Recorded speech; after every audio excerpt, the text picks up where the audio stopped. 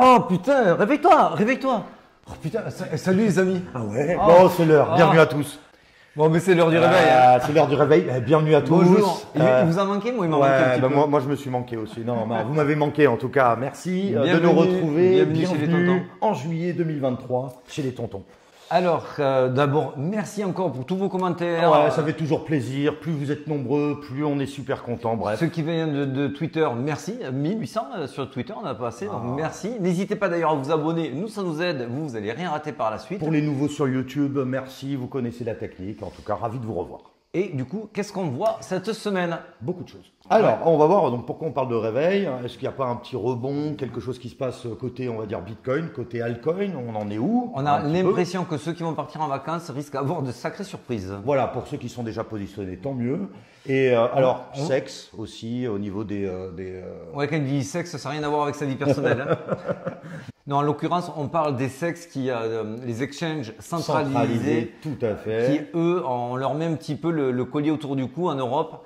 Est-ce que c'était prévisible et qu'est-ce qu'il faut attendre de cela? Celsius, alors est-ce que c'est le gun sous la gorge? Pareil, on va ou vous pas en parler de tout Voilà. ça. Et le Bitcoin, lui, il n'est pas prêt de partir en vacances. Non, il n'est pas prêt de partir en vacances et peut-être qu'il va nous la mettre. Ouais, à derrière l'envers. l'oreille. Ouais, c'est exactement. clair. Allez, on attaque de suite. Alors, c'est parti. C'est plutôt vert. Il y a deux grosses familles encore qui se. Alors, de manière générale, les altcoins, c'est le réveil. Ça, vous l'avez vu. Est-ce que c'est un feu de paille? Alors, ça, on va vous l'analyser. On va vous montrer dans les détails, dans les minutes qui suivent, ce qu'il en est. Il y a des gros DEX. En gros, il y a deux petites familles. Les anciens, on va dire Litecoin, etc. Ceux qui vont préparer leur halving et autres. Donc, les vieux dinosaures et les DEX. Et les DEX et la DeFi, donc comme Comp, MKR, AVE. Donc tout ça, c'est des bons réveils. Et c'est vrai que comme tu disais, les dinosaures, quand ils se remuent, que ce soit pour leur halving comme LTC, Litecoin, ou que ce soit Link, Neo, les Ether bien sûr. C'est les large cap généralement qui drive et qui montrent un effet très positif aussi sur on a vu que la dominance était exclusivement sur le Bitcoin en ce moment, mais on sait que ça ne va pas durer et qu'on attend de pied ferme qu'il y ait un dispatchement qui soit effectué sur nos altcoins. Et est-ce que ce dispatch, c'est maintenant? Eh bien, on va voir ça. Allez, c'est parti. Allez, on revient sur notre Total 3. Le Total 3, c'est les nouveaux qui nous rejoignent et que vous ne savez pas ce que c'est. Eh bien, c'est simple. On enlève le Bitcoin et l'Ether. On prend tout le reste. On prend tout le reste. Et donc ça, c'est les capitalisations des altcoins, c'est-à-dire tout l'argent qui rentre et comme tu l'as dit, qui ne va pas dans l'Ether et le Bitcoin. Et on voit qu'il confirme son rebond sur le support. Rebond en 12 juin. Et qu'il est en train de nous faire, alors là on est chaque bougie est 3 jours, donc c'est assez puissant. Et on voit qu'il est en train de nous faire un W qui s'est confirmé, il a cassé la neckline. Donc normalement, on doit aller chercher la résistance dans les semaines à venir. Ça veut dire quoi? Ça veut dire que si on va chercher la résistance, de l'argent il y en aura, bien sûr, et donc on va voir nos altcoins continuer à prospérer. Exactement. On le voit aussi sur ETH Bitcoin. Alors pourquoi on parle de ETH Bitcoin? Ça veut dire si le Bitcoin est vraiment en full dominance et c'est lui qui drive absolument tous les marchés, on voit l'Ether qui face à lui décroît. Bien sûr. Là on voit qu'il a fait un rebond sur son support et il est en train de lui aussi de vouloir aller casser son bull flag sur sa résistance. Donc ça voudrait dire qu'effectivement petit à petit l'Ether reprendrait de sa distance perdue envers le Bitcoin. C'est à peu près normal, hein. On voit toujours que le premier c'est Papa, puis le deuxième c'est Ether, puis les large cap. Les large cap. C'est souvent un petit peu ce même C'est ce schéma-là qu'on vous a déjà présenté. On va non pas trop anticiper quand même l'altizone parce qu'on est pour l'instant sur 14, mais vous avez dû le voir sur vos PNL. Pas mal de large cap. Alors attention, on parle que des très bons dossiers. Ouais, des très bons dossiers qui sont, on va dire, dans le top 50. On me posait la question, est-ce qu'il faut vendre ces altcoins pour les mettre en ETH ou en Bitcoin? Non. Parce qu'aujourd'hui, on voit qu'il y a une telle dominance et on voit que le Bitcoin, c'est lui qui drive le marché, que tout le monde a envie de vendre ces altcoins qui ne font rien à peu près aujourd'hui au profit des monnaies qui aujourd'hui font quelque chose. Il faut savoir que c'est jamais le bon moment de flipper ces altcoins quand elles sont au plus bas et quand le Bitcoin, lui, il est full dominance. Tout à fait. Au contraire, puisque là, on vient de vous montrer qu'on est sur des rebonds, on n'a plus qu'à attendre. Alors par contre, de l'argent frais, le mettre dans de l'Ether et autres, oui, mais pas sacrifier ces altcoins si elles ont tenu. Bon, attention, hein, des projets qui sont qu'on n'entend plus parler, il ne se passe plus rien sur le sentiment, sur la hype. Là, oui, peut-être. Mais sur les grosses large cap, je pense que tu me Tout à rejoins. fait. Ah oui, oui, oui, on est tout à fait d'accord. Enfin, en tout cas, nous, de notre côté, nous ne le faisons pas. Ça ne veut pas dire Voilà. que vous pouvez le faire, hein, si vous voulez. En tout cas, c'est ce qu'on préconise. Alors, qu'est-ce qu'on a un petit peu là comme news? Bon, de vraiment important, c'était Celsius. Celsius, mon Dieu, les conneries qu'on a entendues, je suis désolé. Celsius, je le redis dans le micro, les conneries. Mais vraiment, non. non. Alors, on revient, bon, quasi faillite, c'était en juin 2022. À partir du 30 juin, tout le monde, et je citerai pas des noms, qui disaient attention, à partir du 1er juillet, toutes les altcoins vont dévisser, surtout les 15 qui vont être vendus à partir du 1er juillet. Alors, d'abord, il fallait que Celsius ait l'autorisation du tribunal new-yorkais et ils l'ont eu que le 3. Ça, c'est fait. Et ensuite, Celsius n'est pas idiot. Celsius ne va pas vendre et dumper ses jetons massivement pour en récupérer peanuts puisqu'il ferait dévisser les cours. Celsius va les vendre de gré au gré parce qu'il y aura beaucoup de demandes qui sera fait par les institutionnels. De gré au gré, ça veut dire que ça ne sera pas vendu sur le marché. Vendu sur le spot. C'est acheté en fait en contrat directement. Voilà, du gré à gré ou OTC, on appelle ça. Ouais. Over the counter. Donc ça, voilà, ça ne va pas. On parle en plus de 300 millions divisé par 15 cryptos. On est sur du 20 à 30 millions par crypto. Ça ne va pas changer un atome, ça ne va pas changer un matic. Donc voilà. Par contre, là où c'est plutôt positif, là où c'est plutôt intéressant, c'est que les ventes qui vont avoir lieu à partir de maintenant. Donc des altcoins qu'on avait. Des altcoins qui vont être étalés sur des semaines. Ils ne pourront plus forcément être dumpés, mais être échangés directement face à… Alors Celsius a dit qu'ils allaient renforcer leur Ether et leur Bitcoin puisqu'ils vont se consacrer au minage et donc ils auront besoin tout à fait. Depuis le 27 juin, développement de l'activité de minage BTC et lancement du stacking Ether. Par contre, voilà, donc ce qui est très positif, c'est que ça va amener une pression acheteuse sur l'Ether et sur le Bitcoin et là, il n'y a pas de vendeurs.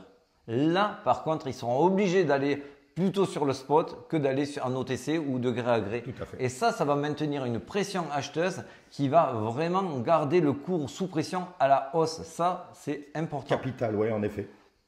Qu'est-ce que nous avons? Bon, alors, on ne va pas le refaire. Vous le savez depuis des semaines. Binance, c'est un petit peu la tourmente. Que ce soit en Europe, que ce soit aux US, que ce soit au Nigeria, etc. Bref. Oui, même en UK, aux Pays-Bas, en Allemagne. Voilà, Pays-Bas et autres. Pays-Bas, je crois qu'il faut les Alors enlever même depuis nous, le 17 juillet. on est fraîchement sponsor de OKEx et on est en train de voir si on n'est pas en train de faire un peu marche en arrière parce que même OKEx, eux aussi, ils ont été cadenassés, à savoir que ils n'ont plus la possibilité d'offrir des dépôts et des retraits à la hauteur de ce que l'exchange était censé faire. Donc c'est limité. Binance, c'est pareil. Et je me suis entretenu avec un des directeurs France de OKEx. Pour lui, tous les SEX, donc tous les exchanges centralisés en Europe sont menacés ou au moins vont être très contrôlés, cadenassés pour éviter qu'il y ait une hémorragie de l'économie sur ces sexes-là. Donc tout simplement parce qu'ils veulent avec leur CBDC récupérer tout cet argent-là et ils veulent le capter avant qu'ils ne partent vers ces exchanges-là. Donc tout ça, ne soyons pas dupes. Alors bien sûr, il y en a beaucoup qui se posent la question, est-ce que ça va faire couler là tout de suite Binance et autres? Non. Vous inquiétez pas, ça sur ce côté-là. Alors oui, bien sûr, ça peut arriver. Ça va pas embellir son bilan. Non, c'est sûr. Là, il faut être honnête. Ouais.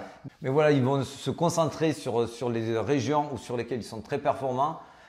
Et ils survivront à cela, vous inquiétez pas. Ils ont passé des bear markets bien plus graves que cela. Son partenaire bancaire en cours PaySafe arrête son partenariat avec Binance en septembre, 25 septembre. Donc voilà, en effet, c'est pas des bonnes news pour Binance. Non. Alors en revanche, là où nous, par contre, on se positionne très clairement, c'est justement par rapport. Alors, tu n'étais pas là, mais c'était marrant. Alors non, les ETF spots sont inadéquats. Tout le monde a se dit c'est fini. Donc ils ont dumpé. On a vu le Bitcoin descendre à 29 500 pendant que tu étais en vacances. et quand ils se sont rendus compte que le mot inadéquat ne voulait pas dire un rejet franc et massif, ils sont tous revenus machine arrière et ça a repumpé. C'est ce que je t'avais raconté. Alors ce qui est juste génial, si la SEC avait voulu dire c'est non, elle l'aurait dit au début en disant c'est hors de question, vous pouvez monter tous les dossiers que vous voulez, c'est non. Là, ils disent de renvoyer la copie. Donc renvoyer la copie pour petite correction. Si on vous dit ça, qu'est-ce que vous pensez? Vous ne pensez pas qu'il y a quelque chose qui dit on est proche de l'adoption, Je sais tu pas, me rajoutes, moi, tu corriges ton dossier. Quand je drague une meuf et qu'elle me dit non, pas ce soir, je me dis ah, c'est un râteau. Mais demain... mais si elle me dit demain soir, je me dis ah, c'est pas mort. Voilà, donc soyez pas dupes. Ouais, exactement. Il se rit de nous depuis un moment. Et bon, si vous avez le bon scénario, vous vous gavez. Nous, on est très heureux. Il n'y a pas de souci avec le bon scénario. En tout cas, on vous en parle. Pourquoi? Parce qu'on vous avait fait un post. Et sur ce post, qui était très intéressant, en tout cas, je me le trouve bien très sûr, intéressant. Non, bien sûr, tu me l'avais envoyé. Qui explique, et ça, c'est passé un petit peu à l'as par tous les analystes. En fait, ils ont vite renvoyé en recomplétant leur dossier. Tout à fait. Mais tout le monde a dit, bon ben, qu'est-ce qu'ils ont rajouté de plus? Mais ils ont juste rajouté qu'ils allaient s'adosser à Coinbase.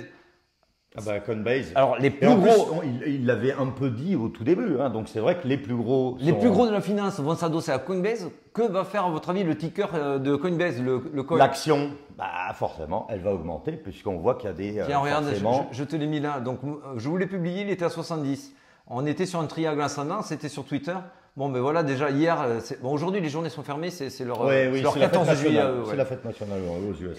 Mais hier quand même, alors qu'il y avait très peu de volume, ça a déjà pumpé. Je vous laisse deviner ce que ça va faire les semaines prochaines. Oui. Et surtout quand il va y avoir validation de cela. Bon. Autre point intéressant, c'était qu'une fois que l'ETF spot Bitcoin va être accepté tous les gros, puisque BlackRock c'était hier, ils ont accepté, ils ont refilé la demande. Lequel n'a pas été touché par les securities et qui est à l'abri? Alors, c'est notre ami, Ethereum, le numéro 2, le petit frère. C'est le prince. Le petit prince. Alors, en plus, ce qui est bien, c'est que lui, il arrive pas un petit peu au bon moment. Il arrive, il y a une conférence des 2 prochains jours, Barcelone, qui est la plus grosse conférence en Europe.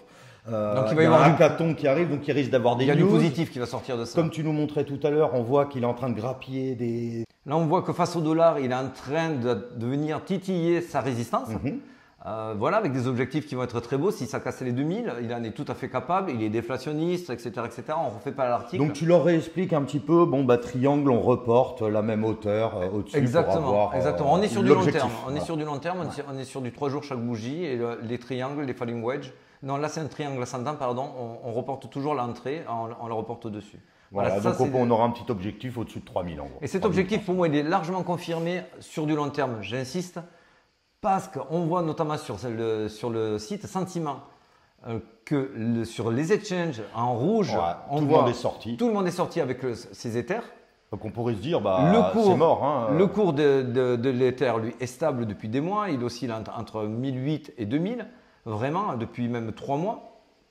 En revanche, les plus grosses adresses ne font qu'augmenter. Ne font qu'augmenter, ne font que stocker leurs Ethers. Alors je vous le dis pour ceux qui n'ont pas l'habitude, quand les exchanges se vident, que les gros wallets stockent de l'Ether et que pour l'instant le prix se stabilise. Ne bouge pas, ça attend le bouchon de champagne. Quand ça va péter, ça va péter. Voilà. On n'aurait pas voulu voir le contraire, enfin pas le contraire, mais de voir les exchanges qui baissent, les top adresses qui baissent. Là, ça aurait été plus dangereux. Là, le cours aurait suivi progressivement. Tout à fait. Là, ce n'est pas du tout le cas. Donc c'est pour cela que depuis maintenant quelques jours, je vous dis, bien sûr, on peut avoir des pépites sous le coude à vous donner, mais aujourd'hui, ce qui est vraiment sensé, Ether et Coin. Alors Coin, c'est un ticker, il faut aller sur Finviz, c'est un peu plus compliqué pour en acheter, mais Ether, pour moi, c'est quelque chose de primordial. Une petite analyse de Bitcoin? C'est parti. Allez.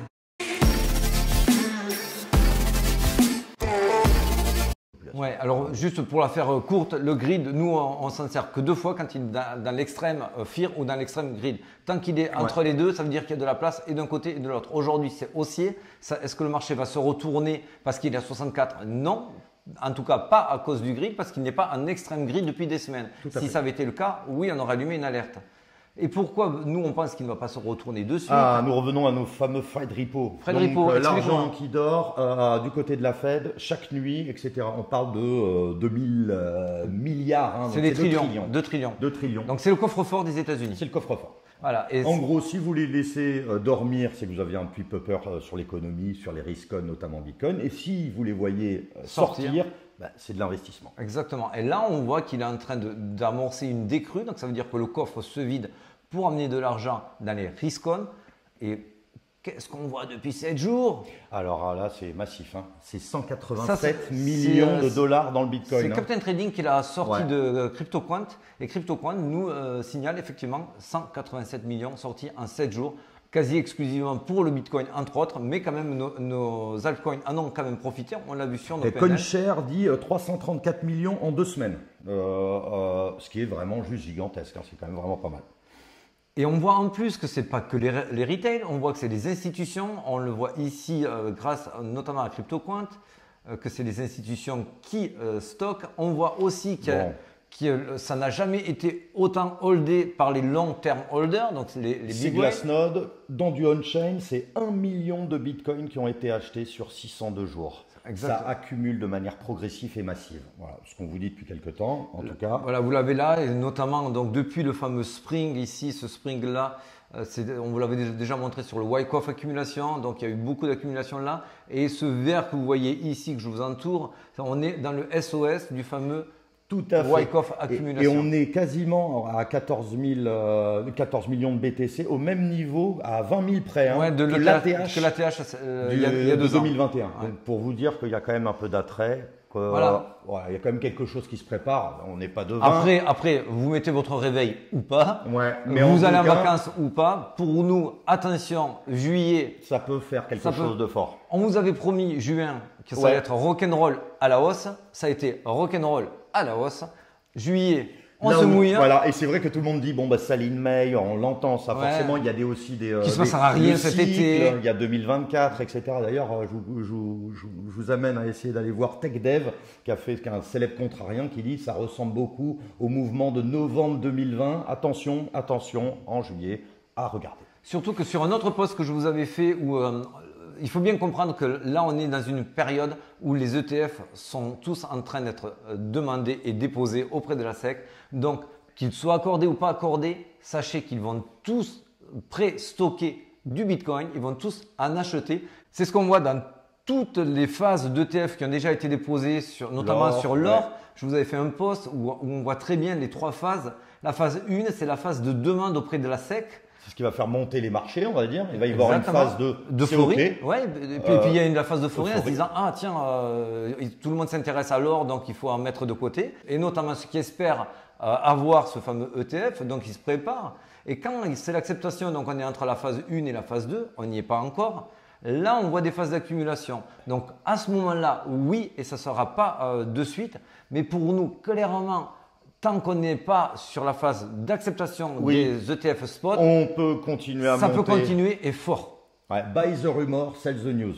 Alors, pas sell the news, attention, hein, pas tout vendre, etc. Mais il va y avoir, après l'acceptation, une petite phase de correction. Exactement. légère. Si on C'est suit normal. le passé et les autres charts par rapport à ces ETF, on voit que dès qu'il y a la news, quand même, il y a encore 2-3 jours d'excitation et d'euphorie qui continuent à pumper. Et après, ils creusent le marché pour pouvoir rentrer avec des prix qui leur sont plus avantageux. Alors, ça peut aller de 10 à 20%. Donc oui, je m'attendrai dès l'acceptation des ETF à ce qu'il y ait un dump entre 10 et 20%. Ça ne veut pas dire que je vais tout vendre. Je vais certainement essayer de faire un petit peu de swing. De toute façon, on vous en reparlera. S'il n'est pas encore accepté, peut-être potentiellement dans les prochaines semaines, on vous tiendra au courant. Tout à fait. Ça aussi, c'est super important. MACD. Le MACD. Alors le MACD, MACD. c'est un indicateur de momentum. Merci mon ami. Tu vois, t'es pas rouillé, hein, une semaine de vacances, non, t'es encore là. non, non, on aime ça. Hein. De toute façon, c'est pour ça. Hein, donc aussi. là, il est en train de virer au vert, il est en train de virer bullish. C'est arrivé déjà 3 fois dans le passé sur du mensuel. Chaque bougie est 1 mois, donc c'est très puissant. À chaque fois qu'on tourne sur du vert, on a un gros pump derrière. À chaque fois. 1, 2, 3. Là, on vient de tourner au vert. Est-ce qu'on s'attend également à du pump? Potentiellement oui. Je ne vois pas pourquoi les grosses whales qui auraient acheté là, la semaine dernière, vendraient demain. Exactement. Pour le MACD, là, ce n'est pas de la spéculation.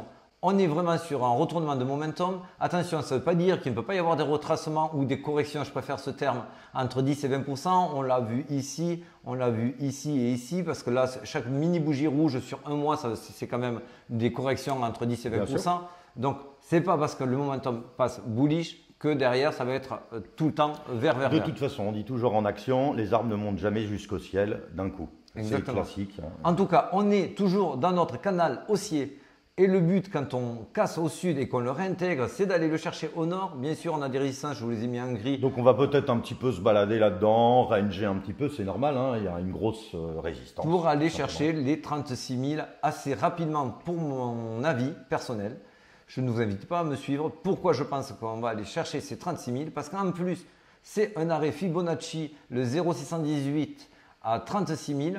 Alors, attention, on pourrait dire le William Air. Alors le William Air, survente, surachat, pardon, donc cupidité des gens, Exactement, etc. c'est un indicateur qui vous montre quand on est dans le vert que c'est suracheté et quand on est dans le rouge que c'est survendu. C'est des très bons indicateurs sur du long terme. En revanche, ce n'est pas parce qu'on vient juste d'y rentrer que le marché va se retourner. Là, on le voit, on y est resté des mois dans le vert. C'est ce qui nous a mené les ATH qu'on a connus. Tout à fait. Et là, on y est à peine en train de grinder. En tout cas, ce qui est sûr, c'est que ça monte progressivement et régulièrement. Est-ce qu'on attend un retournement? On a nos fameux indicateurs. Alors, les indicateurs, c'est simple. Quand vous voyez le vert tout en bas, ça veut dire que c'est le moment vraiment d'acheter, puisque il me semble c'est les long term holders. On est sur le Z-score. Le Z-score, c'est les profits non réalisés. Donc, quand on est dans le vert, c'est du bottom. Quand on est dans le rouge, c'est du surachat, c'est les ATH. Donc, on n'est pas du tout dans le rouge, on le voit bien. Non, et on n'est même pas dans les zones de retournement, comme on le voit ici sur le Covid, où on doit être quasiment à 2. Ici, c'est exactement le cas à 2 également, ou quand on a fait un pic ici à 2. Voilà, on n'y est pas du tout. Donc on peut le regarder, on peut regarder quand on s'approchera des deux, peut-être qu'il y a des choses à faire. Là, on verra qu'il y aura des prises de profit. Aujourd'hui, on est vraiment trop bas dans les réalisations du profit pour que les gens se disent on se déleste maintenant. On l'a aussi sur les long-term holders. Les long-term holders, on voit qu'il y a des changements à noter aux alentours des 100 ici. On n'y est pas. Donc pour l'instant, je ne vois pas de retournement arriver. Ça ne veut pas dire qu'il peut y avoir un Black Swan, une très mauvaise nouvelle, qu'on peut se prendre vite fait une spike et qui peut nous descendre à 28 000. Bien sûr. Surtout avec les ETF, c'est possible. C'est complètement possible. Redescendre à 28 000, ce ne serait absolument rien de grave. Mais ça nettoierait de l'open interest comme avec la fausse annonce qu'on a cru du rejet des ETF, ce qui nous en fait bien rire. En tout cas, aujourd'hui, si on reste sur de l'intraday, oui, on peut aller nettoyer un petit peu 2-3 creux si on veut aller chercher un petit peu d'argent. Je vous les ai mis en violet. Voilà. Donc là, on a laissé bien sûr beaucoup d'acheteurs. Donc vous les avez à 29 500, vous les avez ici, ici et ici. Donc oui, quand il n'y a pas encore beaucoup de volume, et c'est le cas, on peut aller chercher ces liquides là et remonter plus au nord. Avec bien sûr un mur à passer qui est aux alentours des 31 500 que je vous ai mis en rouge. Ça conforterait aussi toujours cette accumulation. On va chercher, hop, les liquidités, on rachète et on recommence. Exactement. Ça permet d'acquérir du Bitcoin. C'est pour ça moi, que je vous ai mis aussi ce bot sur OKEx qui moi me régale. Ah ouais, on voulait vous le partager. Donc ça c'est ce que Alex a fait. Je vous le mettrai en description dans le lien. C'est un bot qui a été ouvert en avril, donc il a un petit peu plus de 2 mois. Il a fait 21% en 2 mois. Je l'ai mis entre 29 000 et 32 000. Aujourd'hui, on arrive sur des ranges qui vont grinder légèrement sur les 32 000. Donc, je me dis c'est parfait pour un bot. Et voilà, aujourd'hui, ça fait 428 de profit sur 2000 investis. Pour moi, je me permets de vous partager cela. Vous savez que je ne partage jamais mes gains, machin, tout ça. Ça, c'est parce que c'est du bot, c'est gentil, c'est sain. Et on ne peut pas être rect. Pour être rect, il faut que ça tombe à 10 000 avec un x5. Donc, c'est vraiment easy. En tout cas, ravi de retrouver mon copain, ça fait plaisir. Et puis, ravi de vous retrouver. Prenez le bon soleil. On va faire normalement plus qu'une vidéo par semaine, sauf s'il y a vraiment Poutine qui vient nous faire une déclaration ou autre chose. Gary Gensler qui tombe dans les escaliers. Ouais. Allez, en tout cas, à très vite. Ciao, ciao les amis. Bye.